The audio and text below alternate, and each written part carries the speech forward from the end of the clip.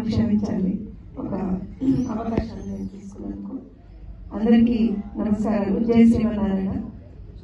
ముందరగా సాయి వెంకట్ గారు, మీకైతే నేను జీవితాంతం రుణపడి ఉంటాను.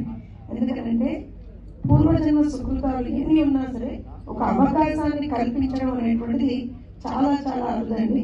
మీరు ఇవాళ రోజున ఒక అవకాశాన్ని కల్పించారు. ఎందుకంటున్నారు అంటే భగవంతుడిని అందరం ధ్యానం చేస్తాం, భగవంతుడు అందరూ అంటే మనం ఎల్లప్పుడూ భగవంతుడిని ధ్యానిస్తూ ఉంటాం. కానీ మీరు ఒక సత్కార్యం తలిచారు. ఇది సత్కార్యం అంటారు. నేను ఈ సత్కార్యం తలిచినప్పుడు ఇందులో మమ్మల్ని కూడా భాగస్వాములుగా చేద్దామని కూడా ఇంకొక సత్కార్యం తలిచారు. అందుకని మీకు సదా రుణపడి ఉంటారు అని చెప్తూ పెద్దలందరూ మాట్లాడారు. సో నాకు పెద్దగా ఇక్కడ మాట్లాడడానికి మిగలదు ఆబ్వియస్గా, ఎందుకంటే పెద్దలు మాట్లాడిన తర్వాత. కానీ ఒకటైతే చెప్తానండి, ఒక ప్రయత్నం మనకున్నటువంటి చరిత్రని ఒక బాటని ఏదైతే పెద్దవారు చూపించారో రామానుజాచార్యుల వారు, ఆ బాటని మనం ప్రపంచానికి తెలియజేసేటువంటి ఒక ప్రయత్నం. ఈ ప్రయత్నం ఖచ్చితంగా సత్ఫలితాలను ఇస్తుందని చెప్పి నేను భావిస్తున్నానండి. ఎందుకంటే ఇందాక చెప్పినట్టుగా చాలా మంది తీసుండొచ్చు కాక చలనచిత్రాలు ఈ పర్టిక్యులర్ కాన్సెప్ట్ తో తీసుండొచ్చు కాక, కానీ నాకు తెలిసి మీరే కల్మషం లేకుండా, ఏ విధమైనటువంటి స్వార్థం లేకుండా కేవలం రామానుజాచార్యుల వారి చరిత్రని ప్రజలకు తెలపాలి. ఇది నేను మళ్ళీ ఇక్కడ ఏదో ఒక పర్టిక్యులర్ కులానికో ఒక పర్టిక్యులర్ మతానికో తెలపడం కూడా నేను అన్నాను.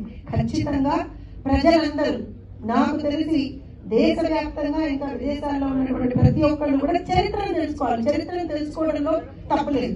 ఇందులో ఎక్కడ ఎవరికి ఇంక్లైన్ అవ్వమని అడగట్లేదు, కేవలం చరిత్రను తెలుసుకోవాలి. ఇవాళ నేను కూడా I'm looking forward for July 12, ఎందుకంటే నాకు తెలిసింది కూడా అయిందే.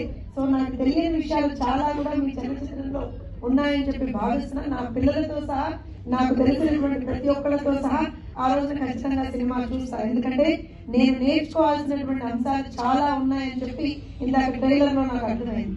సో ఖచ్చితంగా ఇలా ఇప్పుడున్నటువంటి జనరేషన్ కి ఎన్నో విషయాల్ని ఈ చలనచిత్రం ద్వారా మీరు చెప్పాలనుకునేటువంటి ఒక ప్రయత్నం చేశారు. ఈ ప్రయత్నం ఖచ్చితంగా సత్ఫలితాలను ఇస్తుందని చెప్పి భావిస్తూ ఈ చలనచిత్రంలో పనిచేసినటువంటి, దీనికి భాగస్వాములుగా ఉన్నటువంటి ప్రతి ఒక్కళ్ళకి, అంటే నాట్ ఓన్లీ యాక్టర్స్ అని కానీ వీళ్ళని కాదు, ప్రతి ఒక్కళ్ళు ఎవరెవరైతే స్పాట్ బాయ్ దగ్గర నుంచి ఎవరైతే ఉన్నారో వారందరూ కూడా మీరు ఎంతో పుణ్యం చేసుకున్నారు. ఎందుకంటే రేపు నందమూరి తారక రామారావు గారు 101వ జయంతి. నిజంగా చిన్నప్పటి నుంచి కూడా రాముడన్నా కృష్ణుడన్నా ఎవరన్నా మన ముందర ఒక్కొక్క రూపం మనకు కనపడుతుంది అంటే ఎన్టీ రామారావు గారి రూపం కనపడుతుంది.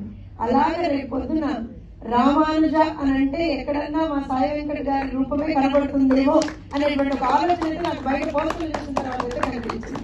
సో ఖచ్చితంగా ఆ నట సార్వభౌముడి ఆశీస్సులు కూడా మీ మీద ఉంటాయని చెప్పి నేను భావిస్తున్నాను.